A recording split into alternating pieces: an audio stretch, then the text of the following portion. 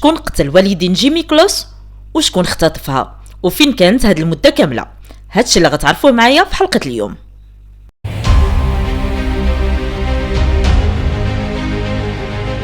قصتنا غدينا للولايات المتحدة لبلدة بارون بويسكونسون الاتصال هاتفي ديال واحد السيدة مع البوليس.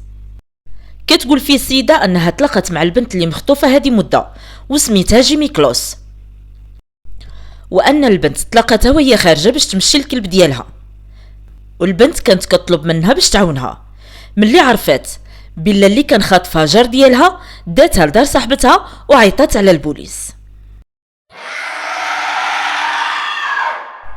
القصة غتبدا واحد النهار اللي جا للبوليس اتصال هاتفي من شي شخص. هاد الاتصال ما فيه والو، ولكن سمع المسؤول على الاتصالات في الشرطة بزاف ديال الغوات وطلقة ديال القرطاس، والاتصال هنا تقطع. من بعد ما عرفت الشرطة البلاصة فين جاها الاتصال مشاو مباشرة ليه، وهنا كانت الصدمة ملي لقاو الجثة ديال الاب جيمس كلوس والعمر ديالو 65 عام، والجثة ديال الام دينيس والعمر ديالها 46 عام، وما لقاوش بنتهم الوحيدة جيمي كلوس اللي العمر ديالها 13 عام.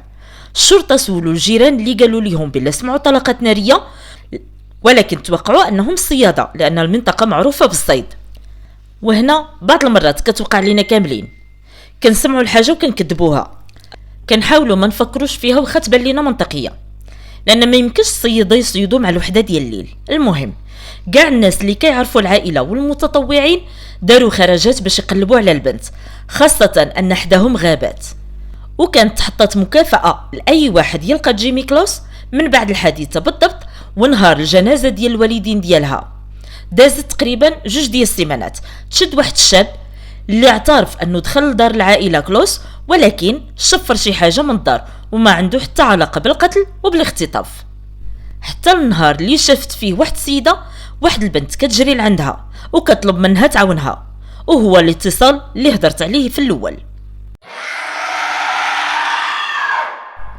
جيمي من بعد ما داوها البوليس قالت لهم بلا نهار 15 اكتوبر 2018 سمعت الكلب ديالها كينبح بزاف، باها طل من الباب بان ليه واحد لابس جاكيطه كحله وداير طاقيه على راسو، وهو جاك باترسون. كيسحب ليه بلا بوليسي قال ليه بين لي الشاره ديالتك يعني لاكارت، ولكن جاك ضرب بالمكحله الباب، وهاد الضربه هرسات القفل وجات في الكرش ديال باها ومات في البلاصه.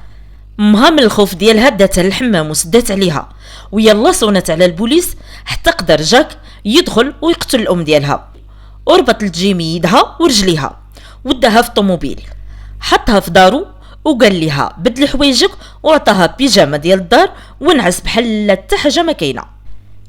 كانت جيمي خايفه بزاف وما كانش كتحاول تهرب، حتى ملي كانوا كيجيو عائلته باش يطلوا عليه ودار حفله ديال راس السنه، ومع ذلك كانت كتخزن تحت الناموسيه وحتى واحد ما عرف عليها شي حاجه. حتى جاتها الشجاعه نهار 10 يناير 2019 ملي قال لها جاك باترسون انه خارج الخدمه. هنا هربات جيمي وتلاقت مع السيده اللي فايت ليها شافت جيمي في الاخبار والمنشورات اللي داروها البوليس وعيطات عليهم.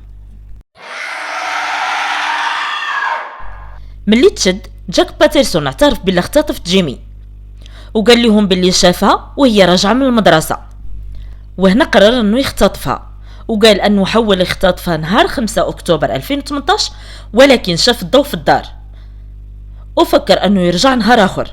من بعد يومين حاول مره اخرى، وهنا قرر انه ما يقدرش يخلي شهود عليه. داكشي علاش رجع نهار الجريمه اللي هو 15 اكتوبر 2018 ومعاه مكحله، وقدر يختطف جيمي وقتل باها وامها وعاشت معاه 88 نهار حتى قدرت تهرب. من بعد شهور ديال المحاكمه تحكم على جاك باترسون بالمؤبد بسبب قتل الام والاب ديال جيمي، وزادوا ليه 40 عام بسبب الاختطاف. اثناء المحاكمه حاولوا البوليس والمحامين باش ما يوصلوش جيمي للشهاده لانها مازال صغيره، خاصه ان كاع الدلائل والاعتراف ديالو كان باين.